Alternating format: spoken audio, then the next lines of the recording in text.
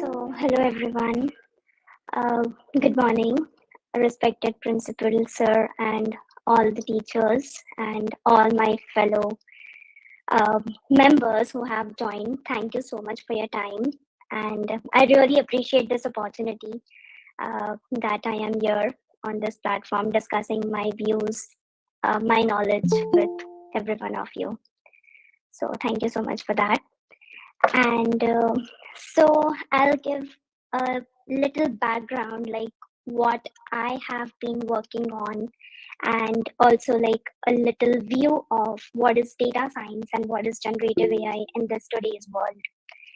And thank you so much for taking time. So yeah, let's get started. So first thing, like we have been listening to a lot of data science, a lot of generative AI since many years now, right? So everyone can write in the chats like what you know about data science and what you know about generative AI. So when it comes to like data science is basically like it's a vast field. It doesn't include only data science, or maybe it doesn't include only data analytics or data engineering. So all of these terms have like really different meaning, and it is completely different when it comes to data engineering, when it comes to data analytics, and when it comes to data science. And nowadays, each and every one of you must be using ChatGPT, because we are not thinking with our own minds, right? We are doing each and everything in a ChatGPT language nowadays. Even students are, focusing on their assignments. They are doing their assignments with ChatGPT. So this is completely different scenario, which we as a student, when we were pursuing our engineering, or when we were pursuing our masters, we never did that. So world has changed, right? And there are so many things about like generative AI. There are so many things about data science. So like it's always good to learn new things. It's always good to like learn about new innovation, new technologies which are coming up, and it's a completely different world. So starting with, I'll share my screen really quick.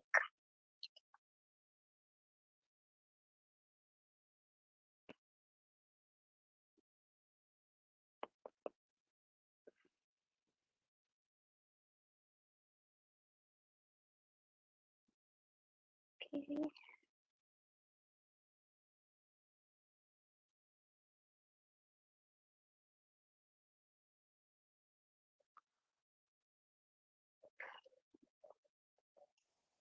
So can please anyone confirm? Okay, perfect. Yeah, perfect. Okay. So, powering progress, because it's a technology day. So, yeah, obviously. And exploring generative AI. So, when we think about generative AI, when we think about machine learning, when we think about data science, it is always like a revolution. Yeah, no worries. Yeah, yeah, I'll do that. I'm sharing my presentation. Is it not visible? Oops. Okay, sorry about that. I'll try.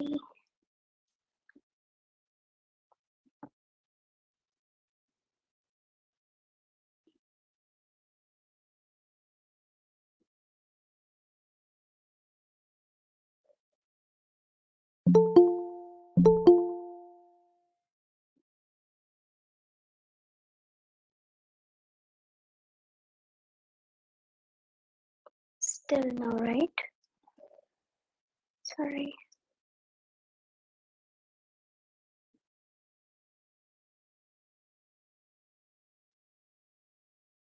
Yeah, now, is it visible now? Okay, okay, perfect. Okay. S-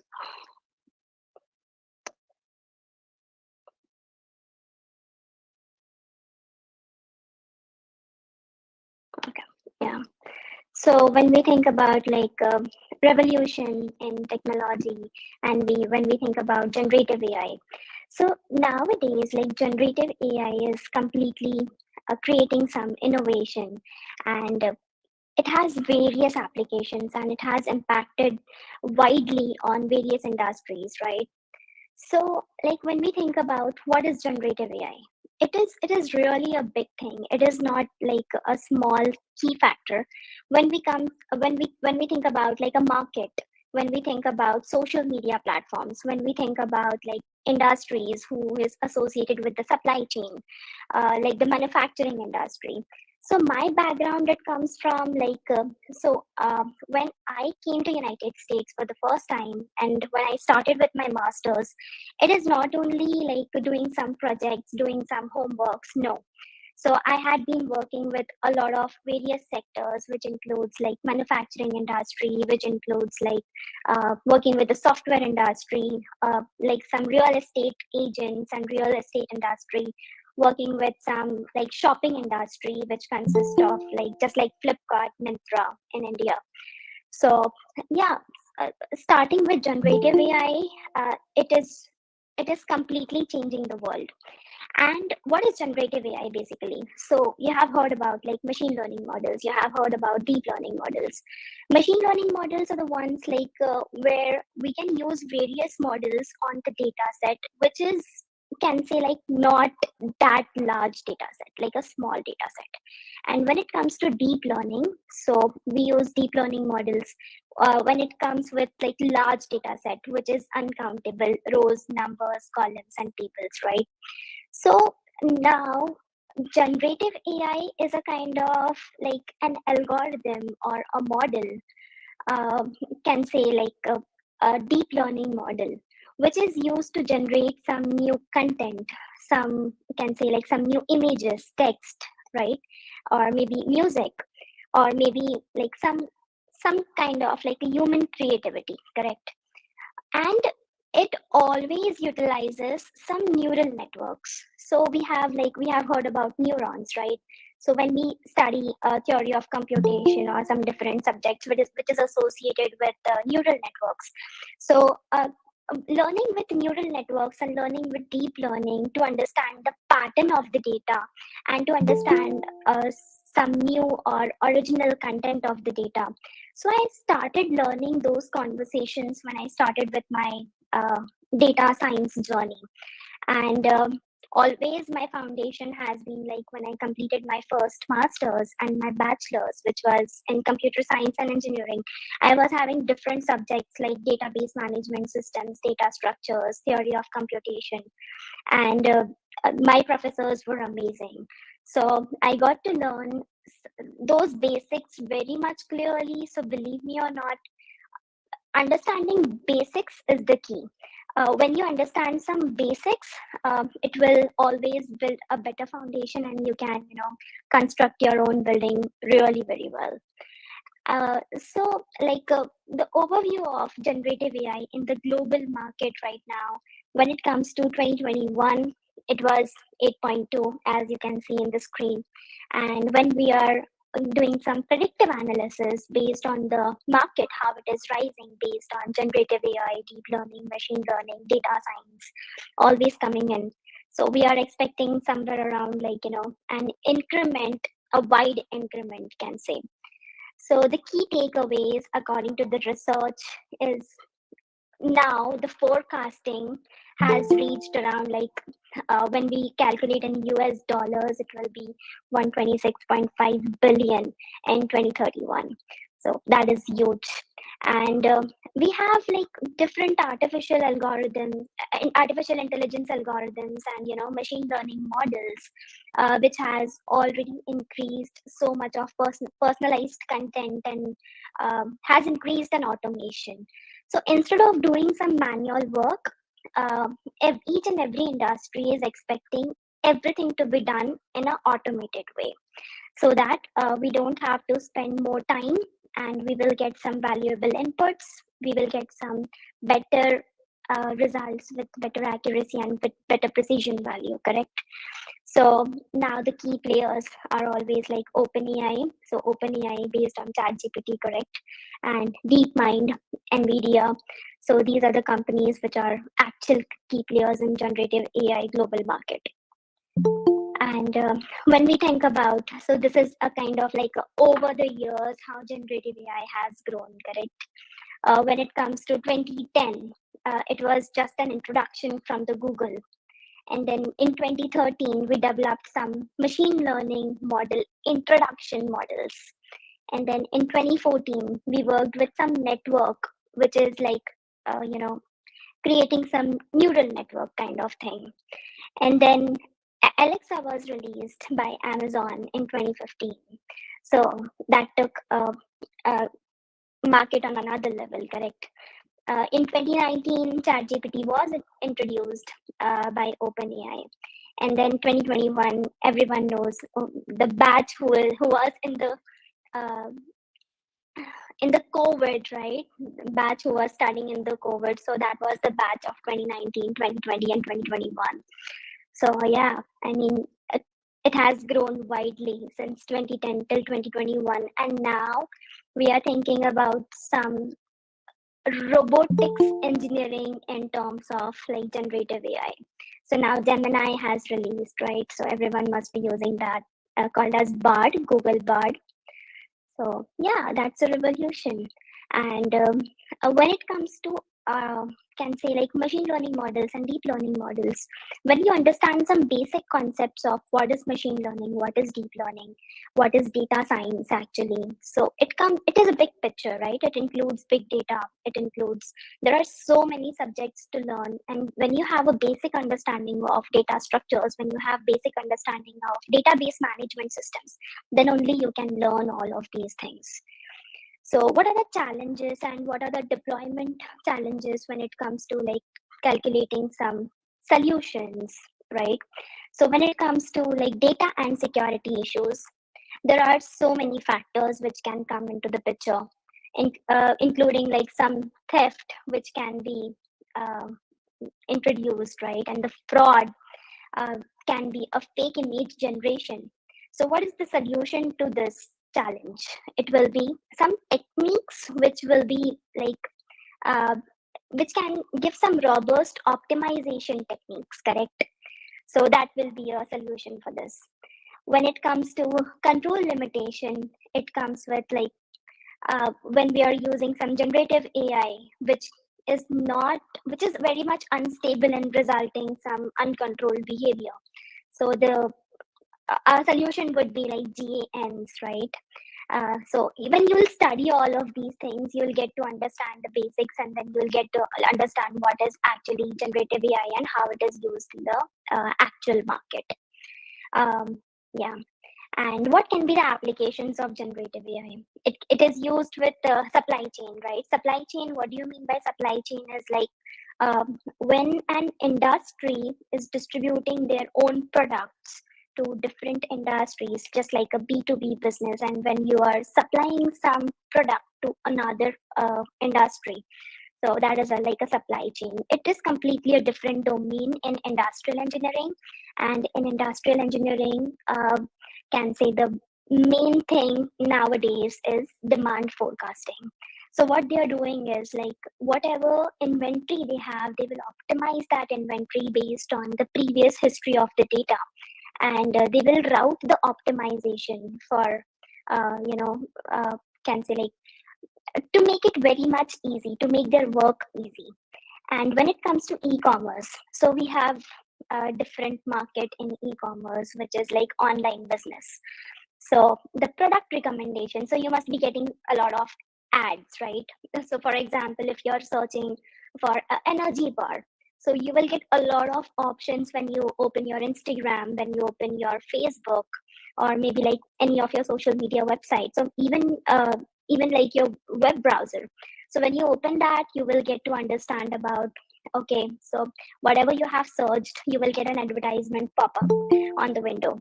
So it is exactly same what e-commerce is doing right nowadays. And when it comes to fintech industry, it is completely based on the credit risk assessment. So that is like an automated investment. Whatever we are can say, wherever there is a risk in terms of like credit risk, so at that time you can detect those frauds, and then you can correct it immediately. So that is completely related with the cybersecurity thing. When it comes to healthcare, so there is a wide difference between the healthcare industry in India and the United States. uh, in United States and in other European countries as well, healthcare is completely a different industry, I can say. So without health insurance, we cannot go to doctor. With even if like we are having health insurance, there is some another kind of payment. And then even if like if you write your passport number or maybe your Aadhaar number on the portal of the hospital, then they will get your history of all the checkups you have done, of all the reports, whatever you have taken. So this huge data is completely managed by the hospital system. in United States. It's completely different. In India, it's not like that, right? So if you get a fever, or maybe like if you're coughing, then you can go to your local doctors and you can visit them and you can take medicines so easily. But over here in United States, it is not easy that much. If even if you're getting fever, even if you're getting cold or cough, then you cannot go to the doctor and you just can buy the medicine. You have to go through the process. So it's like you have to go to the doctor, and then you have to do a checkup, a kind of blood test or maybe anything. And then when you get a prescription of the medicines, then only you will get that medicine from a particular medical store. So that is the process of healthcare in different countries, but it is completely different in India. But now we are developing those things, and we are using so many analytics, to improve our healthcare industry and to improve diagnosis, so that like we can, so that the patients can get proper treatments.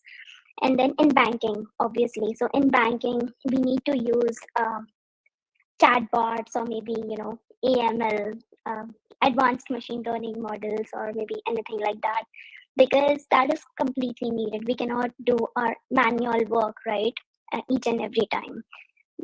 As nowadays, because of geo, everyone is using internet, and we have so many things in India where we can use different applications, where we can use, can say like, different applications nowadays. They have, for each and every bank they are having a lot of applications, so where the data is managed, from where the decisions are made, right? So we can think about that factor as well. So now generative AI is improving everything, and digital India is coming into focus. When it comes to insurance, like we have a lot of insurances like car insurance, life insurance, or anything. So even that automation process, for the efficiency, for fraud detection, we can use generative AI in that process as well. So it can automate and ease our life, even though like people say that the manpower is reducing because of the automated systems, because of the robotics, because of the machine learning or deep learning. But that is not a factor, because we are improvising ourselves how we can train, and how we can use the technology in a better way to make our work easy. So uh, so learning is a key for each and everything. So basic applications when it comes to like a e-commerce industry. So I would like to explain it in a better way, which says like, for example, shopping assistants, right? So when an individual is going for a shopping, then obviously, as I mentioned earlier, you will get a recommendation of that particular product on each or every applications, or maybe website, whatever you are using. And then we can increase the customer service, right? So if, for example, like if you're a company, then you can use that e-commerce platform or e-commerce website using your generative AI, so that your sales would be proper. And then social media, everyone is aware nowadays about social media things, and campaigns which people are doing to increase their own profit. And content creation, so as Instagram, Facebook, nowadays it's really trending. So people are creating their contents, and they are posting some reels, feeds, so that they can advertise their own companies and their own, can say like, e-commerce thing, or maybe a B2B. So they are trying to sell the proper product to a proper public, and then they can make profit, obviously, and then it will be easy for a person, or maybe for public, to get those products very much easily. So it's completely changing now. Yeah, so that was a overview of my view for generative AI. And when it comes to like machine learning, so machine learning has been like, there are various uses of machine learning and deep learning nowadays. Even in like childrens who are drawing, or maybe who are playing, even they are using machine learning or deep learning models in some way or the other. So it's really great to see a lot of technologies coming in. And when it comes to learning, so I, from my perspective, when I started learning about data science, about data analytics, and so developing your foundation is must. If you develop your foundation really very well, if you learn your basics really very well, then you can definitely keep on learning those things, like, start with some database management systems, start with some data structures, start with some theory of computation, automata theory, and those things. And then after that, start learning some data analytics, start learning some like analytics tools like Power BI, Tableau, and start learning how to create some pipeline, start learning Python. So now, so when we were studying, like when I was studying during my engineering, it was a pattern for to learn different languages, right? Starting with C, then need to learn C++, then whole object oriented programming part, and then starting from there we need to learn, then we start with Java, advanced Java, JavaScript. But nowadays it's like, even if a person doesn't know C++, Java, it doesn't matter, a person can learn Python in any way, because that's the easiest language to learn. And you can develop so many frameworks, you can use so many tools, technologies, and libraries in Python to make your bot language in a proper way, and to create some machine learning models, deep learning models, do some training testing on a particular given data set. So try to practice those things, do some lead code, do some HackerRank challenges, they participate in hackathon, participate in your robotics competitions. So that will really, I can say, it will ease out your interest. And uh, when it comes to machine learning, deep learning, you really need to think about all the perspectives which are included in today's world. So yeah, that is really important. And so my background, it comes from, like, I have been, I completed my, so I started my studies in convent school, and then uh, I did my engineering in computer science and engineering from SSGB, Shri Sant College of Engineering and Technology. Yeah, so I have great professors who taught me, starting from physics, chemistry, starting from mechanics, engineering mechanics, one KD sir. Yeah. So and then I learned, like, in my first year of engineering, I learned from AD Pathak sir, Ram Agrawal sir, DD Patil sir, a lot of new things, like about C++, object oriented programming. And then after completing some civil engineering part in the first semester, then I learned few languages, including Java, JavaScript, and HTML, CSS. Yeah. So I did my engineering from SSGB. After that, I completed my Master of Engineering in Computer Science from SSGB.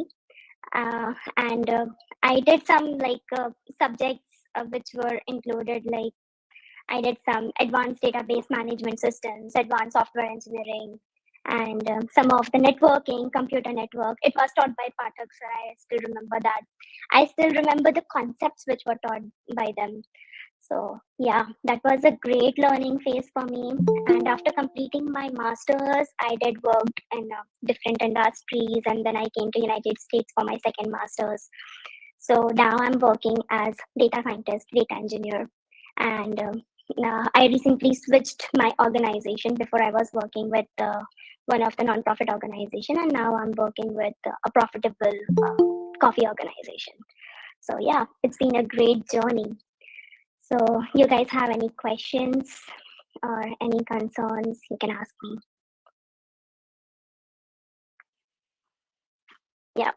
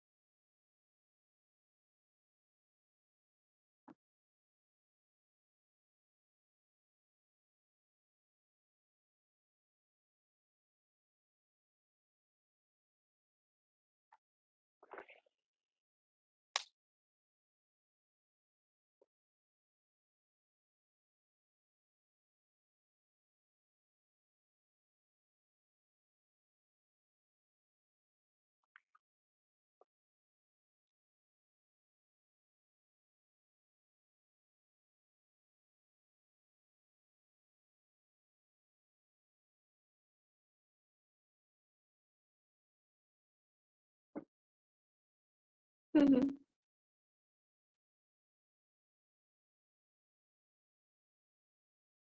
Yeah.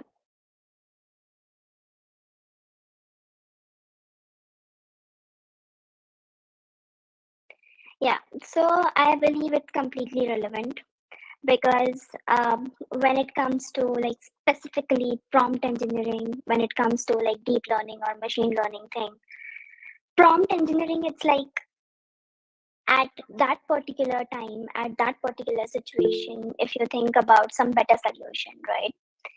And it comes like, if you think about the background, if you think about the data which is already present in background, so we obviously need to analyze that data, and we need to predict some better result when it comes to like generative AI thing.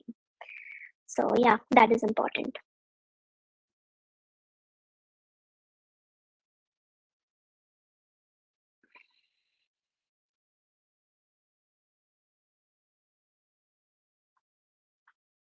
Okay.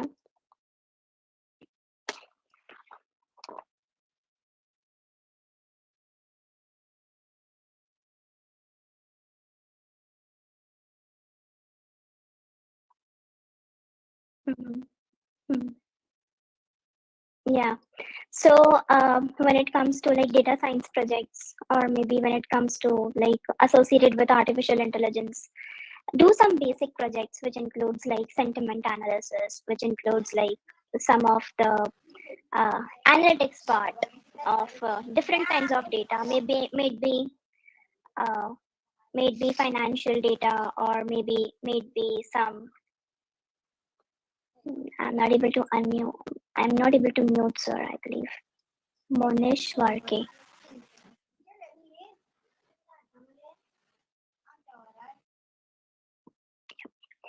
Yeah.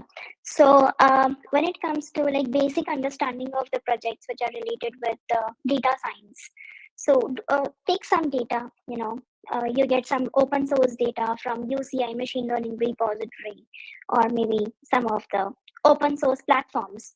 So take those data and try to implement some existing models, like some machine learning models or deep learning models, including some support vector machines, or maybe including XGBoost, or maybe ADA Boost, or anything like that. And try to do some, like, for example, if you take some face detection related projects, then if you're not getting that accuracy, so try to improve accuracies using existing machine learning or existing deep learning models. So you will get all of the codes in Python, maybe in Kaggle, or you can scroll through GitHub, or maybe some data science connect, or anything like that, related platforms like W3 schools. So yeah, so when you start with some projects, when you start with some related data sets, when you start with, so take data sets from different sectors, like including finance, healthcare, or maybe you can take some government related projects, or maybe some can say like a volunteering, or maybe some non-profit organization related projects. So take those open source data sets and play with that data, you know implement those models, um, uh, take some codes from Kaggle or somewhere, and then try to train and test your model using the data set. And when you get some results, try to compare those accuracy, precision values, specificity. Try to calculate how much false positive rates are there. Try to calculate some true negative rates, true positive rates. And then whatever you're getting, try to solve it with pen and paper, because that is always a best thing to do when you calculate your accuracy, or when you find out like which model is the best one, when you are using different models, including like some machine learning or deep learning models. So try to think from that perspective. And once you get the result, just try to compare that result using some data visualization charts, like heat maps, or maybe some um, anything is fine, like bar charts, line charts, or anything related. So try to solve it through Tableau, Power BI, use those tools and technologies, play with some data, try to implement those things, and try to do a project which can make a difference in the society, or maybe which can be helpful to university, or maybe to some organization, which might be helpful to to optimize the process and to automate the process and to ease out the work of the people who are working hard manually. So yeah, think about that from that perspective, and doing some handful of projects is always better. Yeah.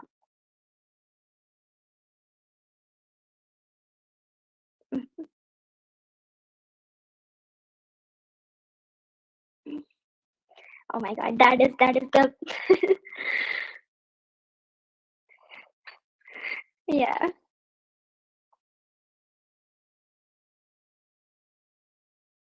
Yeah. So I believe finance sector is the best one, because we always have data coming in from finance departments. So I believe finance department is the best for the data scientist to start with, and to to continue the journey with. But in the same way, it is always difficult as well, because there are a lot of mathematical parts and a lot of calculus and those things. So yeah, I'm not a maths person that much, so that's why I didn't choose to go with the finance industry. Or yeah, so it's difficult, and it can say it is interesting as well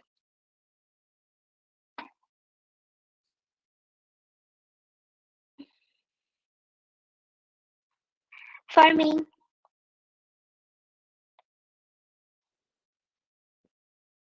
Mhm.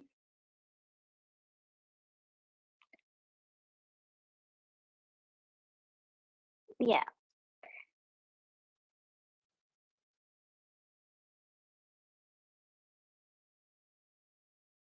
Hmm. Yeah. So living in New York area, which is like area which is a primary area for all the stock exchange, and for all the finance terms and those things. So I believe now, as a data scientist, as a data engineer, whatever we are working with, after 5 years, it will completely change the artificial intelligence and machine learning thing, and it will automate the process. It won't reduce the manpower, it won't reduce the people, but as we are progressing with some generative AI, um, some machine learning and deep learning, but we always need to modify our own thinking strategies, and we always need to modify our own things.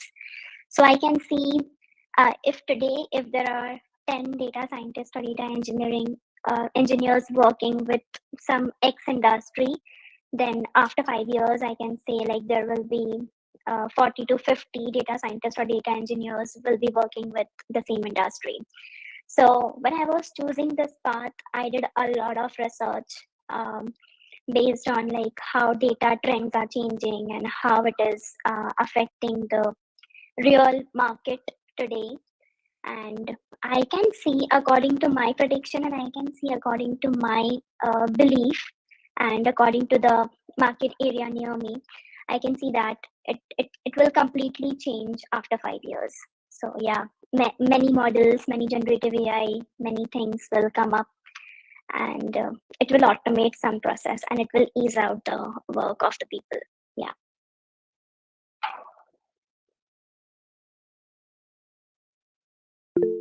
Mhm. Yeah. Okay, I can do that. Yeah, go ahead. Ma'am, I have a question on, ma'am, what's your opinion on AI? AI will replace the jobs or not, ma'am? No, it won't, because so that's what I had said. We need to modify our thinking, right? We don't need to modify. We don't need to think about like if AI will replace the jobs of people or not. It will. It is.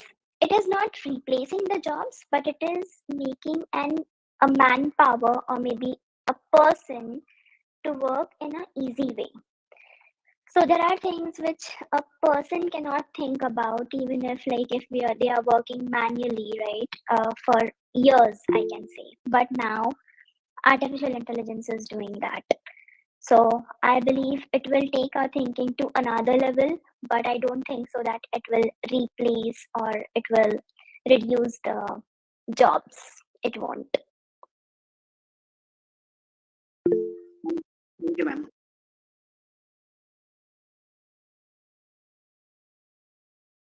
Yeah.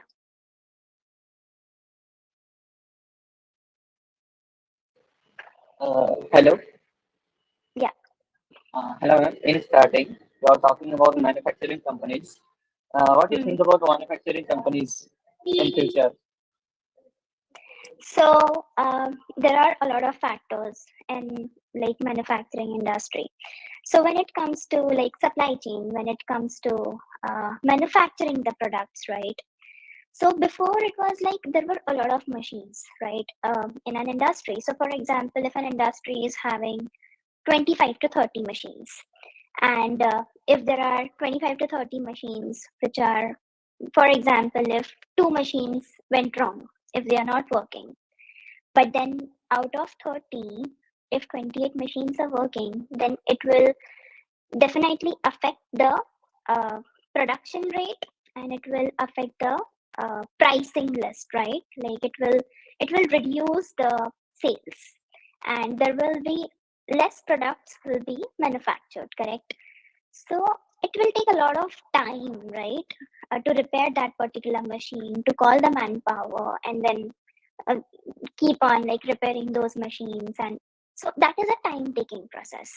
So what nowadays this generative AI, data collection, machine learning model, deep learning model is doing is we are fetching some data from sensors, or maybe can say like from vibrations, or maybe we have a lot of factors, right? Pressure, vibration, or anything like that related. So we'll try to fetch that data in an automatic format. And in an automated format, when we get that data, so we can make some predictive analysis that, okay, this machine will be going down in some particular months or maybe in some particular year. And then that is the time when we will think about, so this machine is need to be repaired, or maybe this machine is need to be seasoned with something, so that it will keep on working, right? So that's how it is affecting. So this is one factor. And then there are a lot of factors, like if it comes to like sales, if it comes to can say producing the particular amount of product for a particular audience. So for example, if there are 100 people who will be purchasing the product, but if we are creating 10,000 products for 100 people who will be buying, then the products which are produced, that will be the completely waste, right? So those products will completely, like, it will go wrong, and it will be in the um in the company, and it will stay for a longer time if they are not able to sell it, correct? So that's how like machine learning and deep learning models and these things, predictive analysis and these things are changing the manufacturing industry viewpoint. And each and every industry of manufacturing, they are using some supply chain, they are using some machine learning engineers, data analysts, so that they can ease out their work. Yeah, yeah, ma'am. Manufacturing companies are made their own AI Yes. bots, and they are Yeah. connected with their whole data, and that Yeah. bot is handle all over data, product data, Mm-hmm. employee data, all over that data. And Mm-hmm. I just talking about all manufacturing companies are made their bots. Then what is the future of that all manufacturing companies bots connected with each other or not? So Because if we're talking about manufacturing industry, one company is connected to lots of companies, hmm, and there are lots of companies have a own bots. yeah. Yeah, Yeah. So it won't replace manpower, right? Because even if there are thousands or 2000s of bots who might be working in the company, so it is not possible at all, because bots cannot do each and everything, correct? It is like robotics is used only to make the work easy of a person or of a man. It is not used to replace the person or replace the man. So I think like your thinking is, I can understand that, but I don't think that this will, like, change the perspective, or this will change the manufacturing industry race. Yeah, it won't affect it. Uh, yes, ma'am. Yes, sir.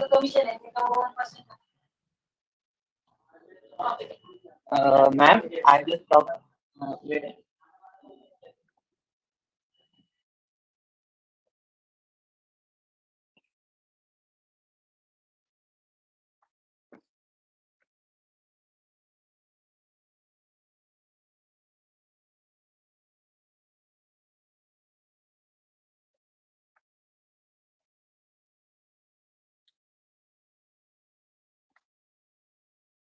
Yes, sir. I just talking about chatbots. They are handling own data. Chatbot, like a chatbot. Yeah, like a chatbot. I'm working in a Sigma. There are Anna. There is Anna. She is handling all employees data and all over the company's product data, and they are helping also employees for their own issues and companies related issues on that particular part also. Mhm. And I just talking about that AI generate Anna. In future, all companies are doing that like chatbots. Uh, I just think about. I just asking about that. What you think about the future of that chatbots in manufacturing companies? Yeah, so I believe like these kind of bots, they won't give proper data, right? Because it will be really very difficult for a bot, because there will be a lot of garbage values and there will be a lot of data which is need to be cleaned. So I believe it can use to some extent, but I don't think so that it will be. It can be used like again and again. That's what I think. Even if they are sharing the data with each other, that is okay. They can provide some like restrictions on that, and they can place some constraints on the data sharing and those things, so that like data will be protected to a particular industry or to a particular extent. Yeah.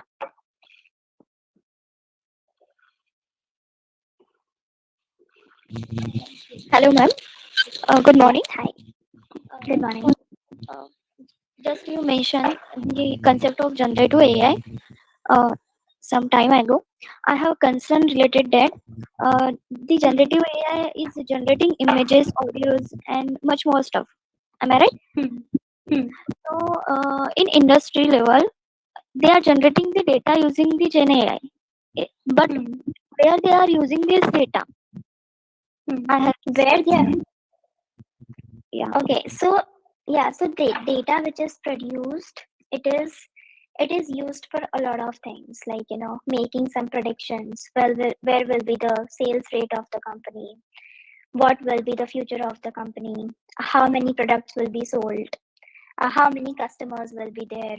How many can say like the fixed customers and ongoing customers, and then the data can be used to make some analysis based on like marketing strategies, how to increase some uh, product line, how to compete with the competitors. Yeah, so that data can be used for these things. I am asking like, is there any text data or numerical data is available? Then we can use that data. But just like images, videos, on audios, what about that Yeah, data? Yeah, asking yeah. about that. So for images, audios, and videos, so nowadays it's not like, okay, if it is text data or if it is media data, that is completely understood. So we have so many text to speech, speech to text, and those conversions. So that is completely okay. If we have like an image data, then it can be converted into a text data, or maybe like image data can be used just like a face recognition technique and those things. So we can use that data as well for the same thing. Even if it is a video, then we can break the video in different images and we can use that data for the same thing, for the demand analysis and these things. Yeah. Just I have seen the video on the internet where the AI has generated some personalized pictures of a girl. The parents of that girl had fed the photos to chatbot, and because of that photo, in future she might be face some issues, right? Uh, Hmm. so, what do you think about that? Uh, so in generative AI they are generating images, videos, and because of that thing in future maybe we face a lot of issues like that. Yeah, so So it comes with the security purposes and those things. So there are some constraints in using such data, and there are some rules and regulations which each and every company or individual needs to follow about that. what do you think about how this data should be handled, or what should we not to do, or what should we do in just like generative AI in this era? It's compulsory, or is the uh, requirement of time to use this opportunity or use the technology like this? So what should we use or what should we not use in this? So I think it depends on the requirement, because whenever the company has a particular requirement, then like I'm thinking about company's perspective. I'm not talking about the personal perspective or something.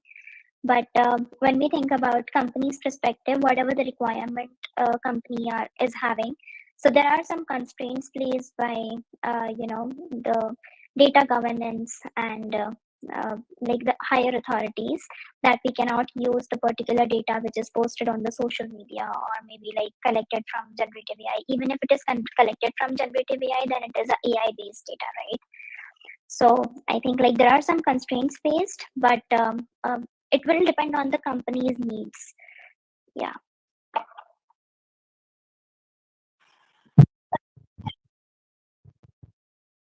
uh, yes, I am asking like you told me about the industry level opportunities or industry perspective, right?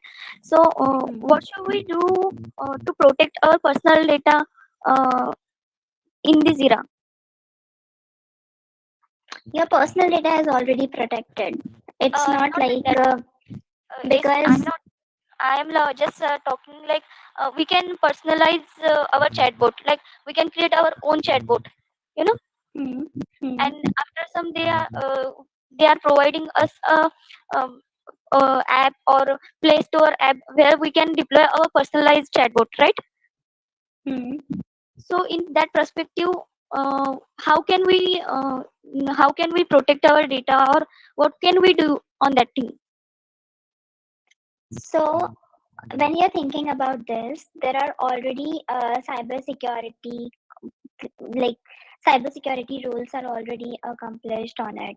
So that won't be an issue, because like even if you're using chatbot and if you're using your personalized data, that is completely okay, because that is completely protected. It is not that like even if you're creating some bots or maybe anything, then your personalized data will be used somewhere else.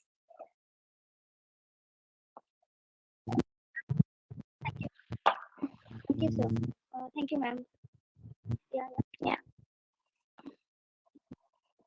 Okay.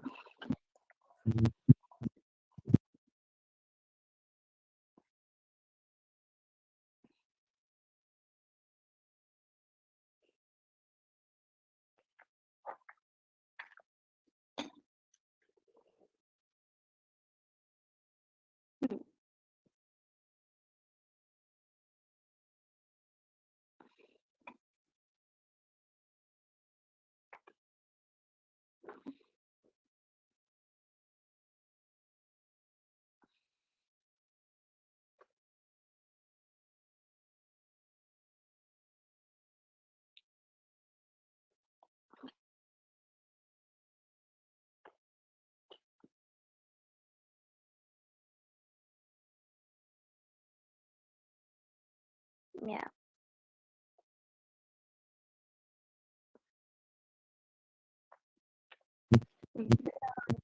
Thank you, sir. I got Yeah.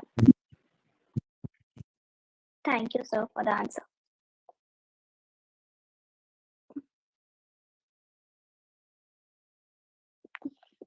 Uh, yes, ma'am.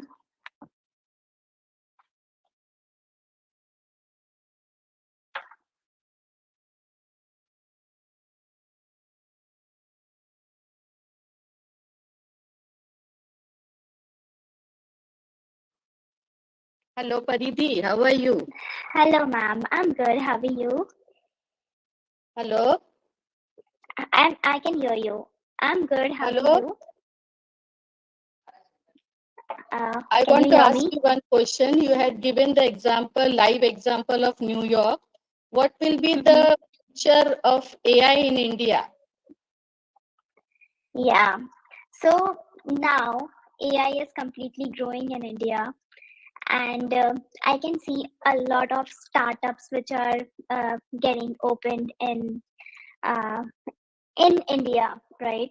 So I think now uh, in India, India is a better place to start with these things and to start with the journey. And I believe there are more experts. There are a lot of expertise which are going from here who have worked in the industry for almost like 8 to 10 years with some big fan companies, and they are going back to India and they are starting their startups.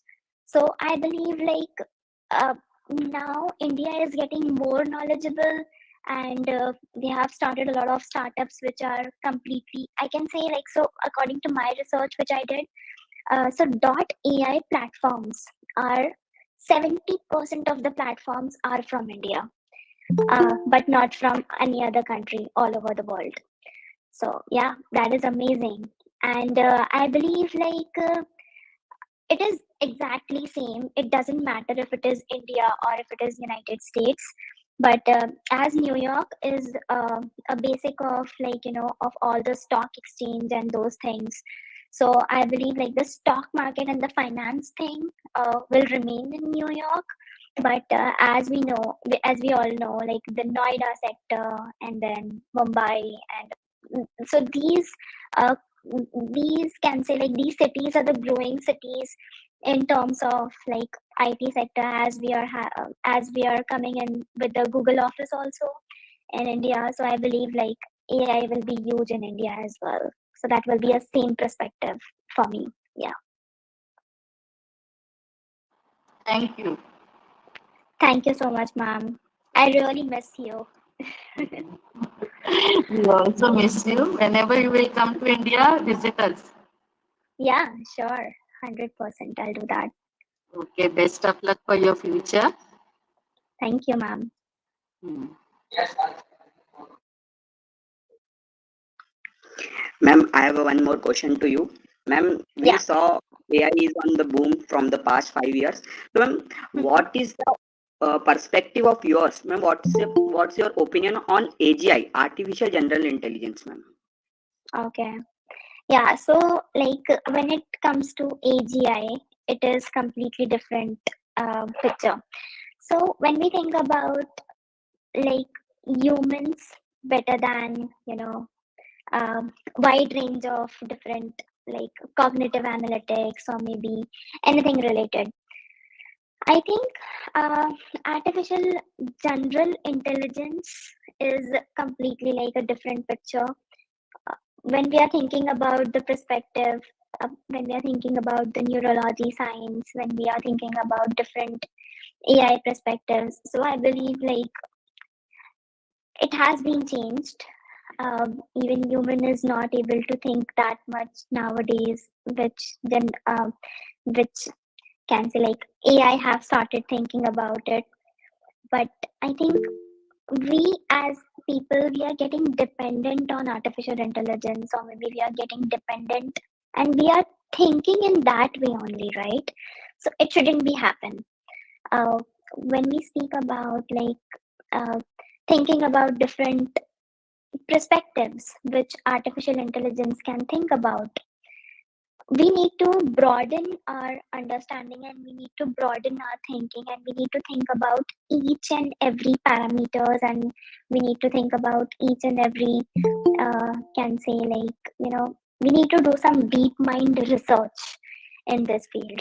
So yeah, it is changing. I can say like nowadays artificial intelligence is here, and human thinking level is here. So it is changing, which shouldn't be happening. Ma'am, is there any development in AGI in United States of America? Uh, because as you know, open AI and deep mind, this is completely like AGI perspective made AI model. So it is completely relevant. I should say that. Yeah, Okay, there ma'am. is development, obviously. Yes. Yeah. Thank you. Hello, Paridhi. Hello. Hello. Good afternoon, sir. How are Good you? afternoon. I have one question. Yeah. Actually, due to the generative AI, there are some Mm-hmm. threats generated for the Indian industry, Mm-hmm. as well as you can say for the Indian engineers. Mm-hmm. Okay. Then what are the threats and what it affects in So India? threats for artificial intelligence, like in Indian perspective. That's what you're talking about. Hello. Yeah, sir. I can hear you. Generative artificial intelligence. Okay. Okay. So I think the threats can be like I believe like the data privacy and security is the main threat which we think about, because when there is a lot of data which is not relevant with can say, which is completely based on the privacy and security risk or something. And when it comes to data integrity, so when we think about the business who is monitoring different applications, or maybe who is thinking about different perspectives which might be possible, and when we think about like some cybersecurity related challenges, thinking about some can say like some attacks, or maybe uh, some AI models which are based on some data management or access control related. So I think these are the risks, but I think that can be managed. And uh, obviously, business intelligence that is coming into picture nowadays, to think about like how these can be modified and these can be kept protected. Yeah. Okay. So I Thank think, you. yeah, these are the perspectives and these are the points. Okay. Thank you so much, sir. And I really appreciate your guidance throughout my journey of bachelor's and master's. Okay. Thank you. I've learned so many things from you.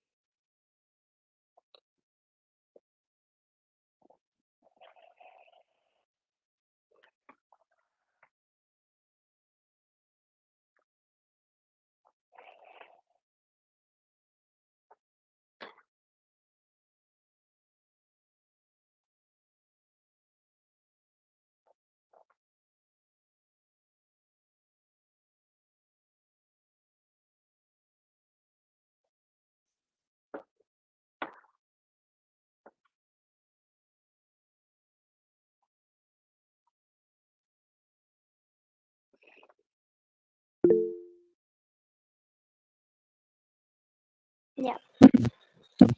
First of all, I would like to thank the Pariniti ma'am for giving this precious time to us, and giving the information about generative AI or LLM, and all the stuffs that we have not know about the industry levels and all the organizations, what are they doing or not. This was so much interactive session and informative session in my point of view. Thank you once again, ma'am, for giving the Yeah. precious. Thank you. Thank you so much for attending. And I hope that you'll keep on learning and grow in your future. Thank you, All the ma'am. best. Ma'am, I would like to ask your LinkedIn ID. Yes, I'll share that in the chat. Thank you, ma'am. Yeah, you're welcome.